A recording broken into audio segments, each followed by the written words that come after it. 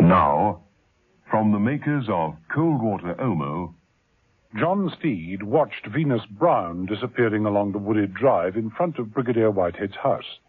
He got out of his car. There was a sudden burst of machine gun fire. Steed dived for the shrubbery. The enemy was still advancing, and Steed picked himself up and advanced towards the house. There was a sudden familiar roar growing in intensity. A light flashed in Steed's eyes. He placed an arm protectively over his face. The sound grew. And then...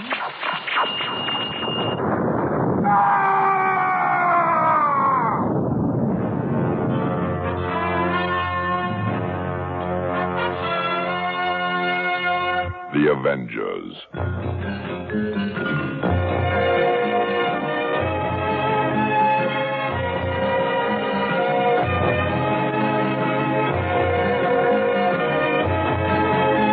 John Steed and Emma Peel, The Avengers.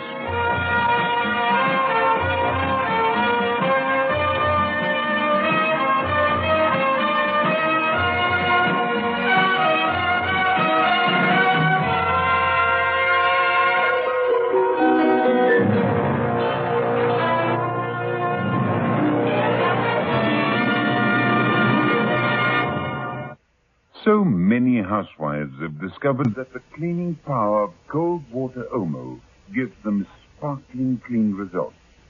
Mrs. Joyce Whelan of East London has this to say. That's right.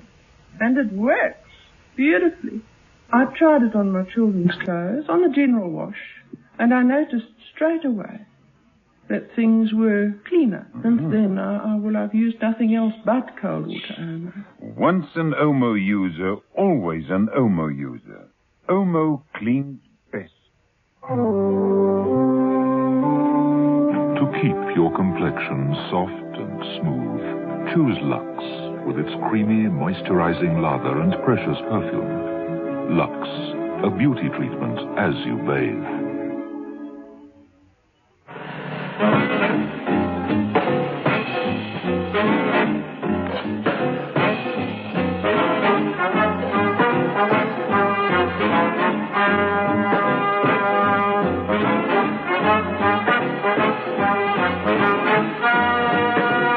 Episode 5 of this story, in which John Steed and Emma Peel become even more deeply involved in activities from outer space and wonder how much of this strange phenomenon comes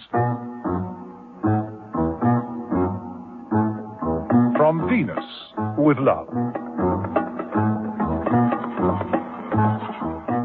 John Steed had decided to take a more active part in affairs since becoming a member of the British Venusian Society. Whether this was because he felt Mrs. Peel's activities had been too feeble to prevent more sudden deaths, he didn't say. If he had such thoughts, he was wise enough to keep them to himself. Mrs. Peel suggested that he sort out Brigadier Whitehead, the last person on their possible murder list, himself. Steed did so, and arrived, it seemed, like Mrs. Peel was wont to do, a trifle too late. Steed stared at the house. All was now quiet. He made his way through the shrubbery. He was nearly at the French windows that led into Whitehead's study when he stopped, froze in his tracks. A car was coming up the driveway. Had Venus Brown returned? Shouldn't think so. The sound of that engine was vaguely familiar. So those footsteps. Hello there, Mrs. Peel. Oh, Steed, you gave me quite a fright. Nothing to what you would have had if you'd been here a few minutes ago. Oh? Brigadier Whitehead? Was making a devil of a lot of noise. Sounded as though he was playing war games. It culminated in a horrible scream. He is now strangely quiet. Even deathly quiet. Come on, this way. A few moments later, they were both standing over the Brigadier's body. Everything on this patch of carpet has been bleached white. Look, Steed, even the gramophone record he must have been holding. Gramophone records, tape machines. This is what he must have been doing. They were all the sound effects I heard coming from this window. Steed, look, that tape recorder over there in the corner. That seems to have escaped all the trouble. It's still turning. Yes, so it is. Steed walked over and switched it off. It stopped. He pressed the rewind button. It whirled at a fast speed. He then pressed the forward play button and the playback note.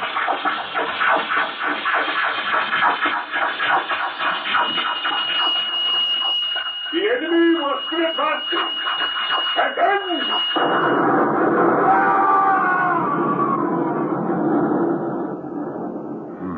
And if we knew what that looked like, we might know the answer.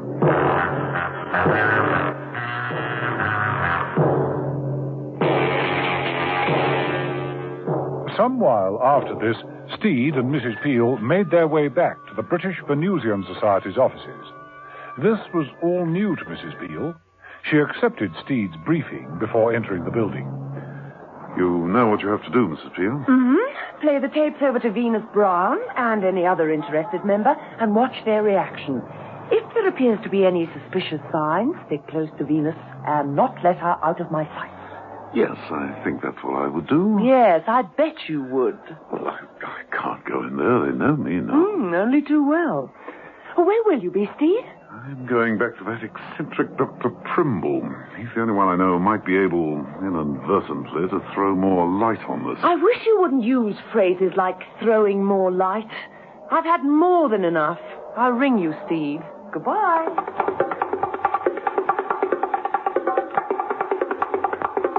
Mrs. Peel, as good as her word, managed to get an appointment to see Venus Brown and played her the tape. When it was over, and merciful silence reigned, Venus Brown said, "Where did you get this from, Mrs. Peel?" I work for a newspaper. It was brought to my editor by a close associate. And why on earth were you asked to take an interest? Oh, they put me on all sorts of crazy interviews. I was also handed these photographs. It was suggested by our science correspondent that Earth was being invaded. Invaded? By creatures from the planet Venus, of all places. Photographs can be faked, you know. Oh, I know. You're an expert in the field. I beg your pardon? Oh, not for faking photographs. I'm sure you've never had any need. Thank you. I meant an expert in the planet Venus. You're the secretary here, after all. Tell me, what's your view? Well, they are interesting, of course, very interesting. But I wouldn't like to hazard a guess without a second opinion. I'll call our Mr. Crawford. He's our expert in radio astronomy. That tape is far more in his line. Excuse me. Venus Brown stretched out an elegant hand with long silvered nails and picked up a white telephone. Find Crawford for me and ask him to ring me immediately, please. Phew. So hot in here. Do you mind if we have the window open? Without waiting for a reply, Venus moved to the window, opened it, and drew apart the lace curtains. She turned and slipped off the jacket of her suit, hanging it with studied carelessness over the shoulders of a Venus de Milo model that stood on a plinth in the bay of the window. The telephone rang. Hello? Venus? Crawford, you wanted me? Yes. I have a lady reporter here. She has a most interesting tape recording. I want you to hear it. I can't get away right now. Things to do. And try to listen to it over the phone. Do you mind, Mrs. Peel? No, not at all. Mrs. Peel started the tape recording from the beginning. Venus held the earpiece of the phone near the speaker and waited. Eventually... I can't tell over the phone. I'll get over to you as soon as I can. Oh, very tiresome. All right. He says he can't... What the devil? The window. The curtains are aflame. And look at my Venus. The curtains indeed were aflame, and the model of the Venus de Milo was shattered into pieces. The lovely jacket had disintegrated. Mrs. Peel flew to the window, bounded through, and stared out from the smouldering balcony. In the distance, beyond a tall avenue of poplar trees, was the glistening reflection of some sort of vehicle traveling at speed.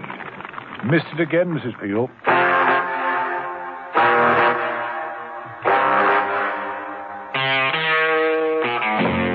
Steed had found Primple in his surgery and explained a few of the difficulties. You say 5 of our members, Steed?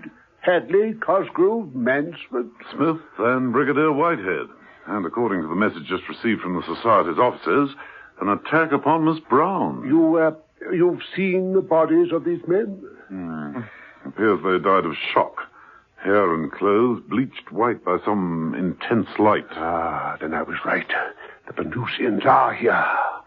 Well, nothing's been reported from any of the country's defenses. Radar control has picked nothing up. But if, as I've expounded, these beings are composed of gas, then they'd never be detected. They could travel through our atmosphere in a completely different way. They could travel with the speed of light itself. Using some kind of extraterrestrial vehicle? An unidentified object? Possibly. Yes. Well, thank you for your opinions, Dr. Primble. I must go now. See, I'm on duty at Cosgrove Observatory tonight, and with things heating up like this, well, I just don't want to miss a thing. Bye.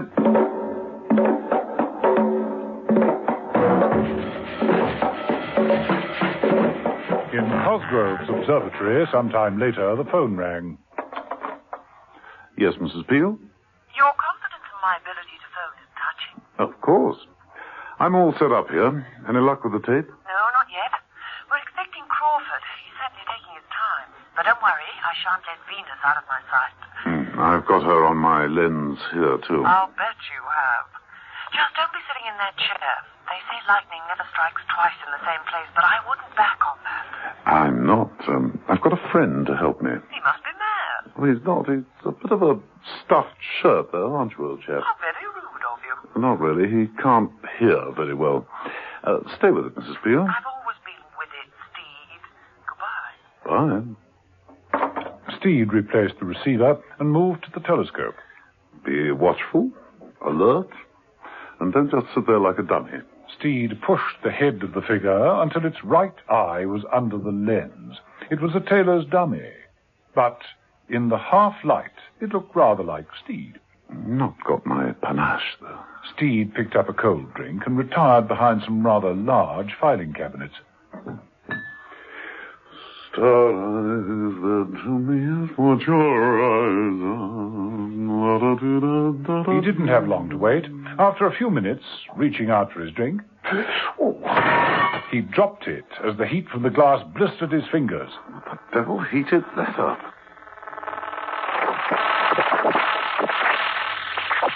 Steed, crouched behind the cabinet, touched his ears and closed his eyes tightly as the sound and the brightness that flooded the observatory reached its peak. After the explosion, the darkness descended again, and there was silence. Steed crawled out of hiding and rushed forward. The tailor's dummy in the swivel chair drooped over. Its face was a distorted mass of melted wax, all snowy white. It slowly collapsed onto the floor. The door burst open. Steed, did you see that? Dr. Primble stood in the doorway. See what, Dr. Primble? That flash of light. It came from down below. I saw it. It came from the cemetery. They've arrived, Steed. The Venusians, they've arrived. They've landed. They're here. They've taken over the cemetery. You got trouble, Steed. Dead or alive, you've still got 'em.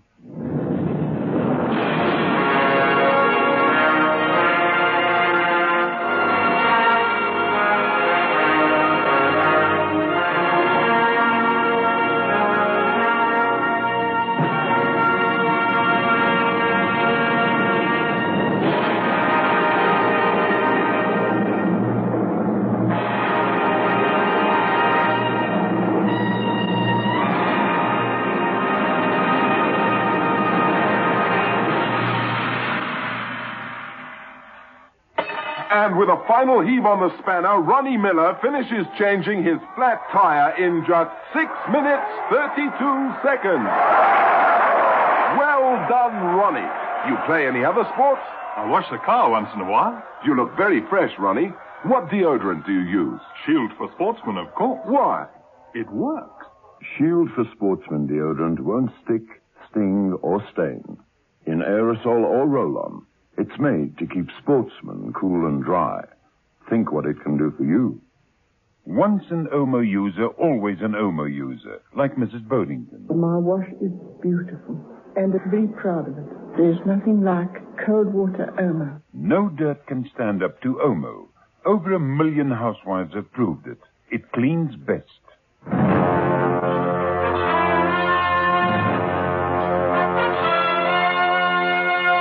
The Avengers.